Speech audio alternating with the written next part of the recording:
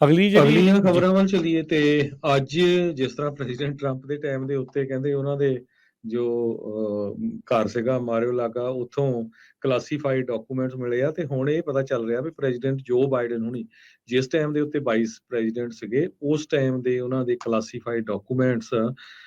ਹੁਣ ਉਹਨਾਂ ਦੇ ਇੱਕ ਜੋ ਪ੍ਰਾਈਵੇਟ ਆਫਿਸ ਆ ਉੱਥੋਂ ਮਿਲੇ ਹੈਗੇ ਆ। ਅਟਾਰਨੀ ਜਨਰਲ ਮੈਰਿਕ ਗਾਰਲੈਂਡ ਨੇ ਯੂਐਸ ਦੇ ਅਟਾਰਨੀ ਸ਼ਿਕਾਗੋ ਦੇ ਵਿੱਚ ਉਸ ਨੂੰ ਪੁੱਛਿਆ ਵੀ ਇਸ ਦੀ ਜਿਹੜੀ ਆ ਇਨਵੈਸਟੀਗੇਸ਼ਨ ਹੋਣੀ ਚਾਹੀਦੀ ਆ ਵੀ ਕਿਸ ਤਰ੍ਹਾਂ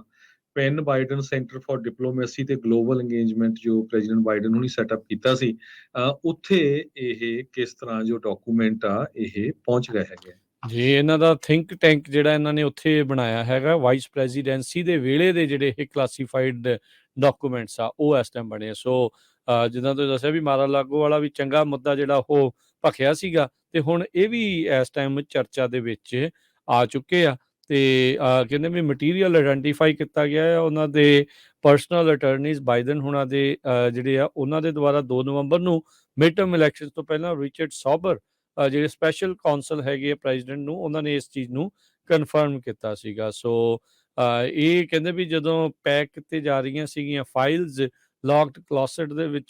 ਦੇ ਵਿੱਚੋਂ ਜਿਹੜਾ ਪੈਨ ਬਾਈਡਨ ਸੈਂਟਰ ਆ ਵਾਸ਼ਿੰਗਟਨ ਡੀਸੀ ਦੇ ਵਿੱਚ ਉੱਥੇ ਡਾਕੂਮੈਂਟਸ ਜਿਹੜੇ ਹੁਣ ਲੱਭੇ ਹੈਗੇ ਆ। ਸੋ ਹੁਣ ਦੇਖੋ ਇਸ ਦੇ ਉੱਤੇ ਜਿਹੜਾ ਦੂਜਾ ਮੀਡੀਆ ਆ ਉਹ ਹੁਣ ਕਿਸ ਤਰੀਕੇ ਦੇ ਨਾਲ ਕਰਦਾ ਆ। ਪਰ ਆਲਰੇਡੀ ਇੱਕ ਚੀਜ਼ ਜਿਹੜੀ ਜ਼ਰੂਰ ਆ ਵੀ ਜਿਹੜੀ ਡਿਪਾਰਟਮੈਂਟ ਆਫ ਜਸਟਿਸ ਆ ਉਹਨਾਂ ਨੇ ਜਿਹੜੇ ਇੱਕ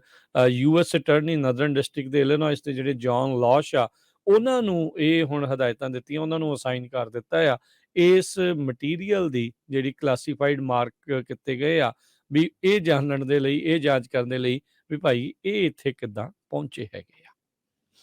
ਜੀ ਅਗਲੀ ਜਿਹੜੀ ਗੱਲ ਕਰਦੇ ਜਾਈਏ ਪੈਪਸੀ ਤੇ ਕੋਕ ਦੀਆਂ ਸੋਡਾ ਪ੍ਰਾਈਸਿਸ ਦੇ ਨੂੰ ਜਿਹੜਾ ਨਵੇਂ ਫੈਡਰਲ ਪ੍ਰੋਬ ਦੇ ਵਿੱਚ ਟਾਰਗੇਟ ਜਿਹੜਾ ਉਹ ਕੀਤਾ ਜਾ ਰਿਹਾ ਹੈਗਾ ਆ। ਫੈਡਰਲ ਟ੍ਰੇਡ ਕਮਿਸ਼ਨ ਜਿਹੜੀ ਆ ਕਹਿੰਦੇ ਵੀ ਇਹ ਜਿਹੜੀ ਏਜੰਸੀ ਆ ਉਹ ਇਸ ਟਾਈਮ ਇਹ ਦੇਖੇਗੀ ਕਹਿੰਦੇ ਵੀ ਕਈ ਦਹਾਕਿਆਂ ਪੁਰਾਣੀ ਜਿਹੜੀ ਇੱਕ ਮਸਲੇ ਨੂੰ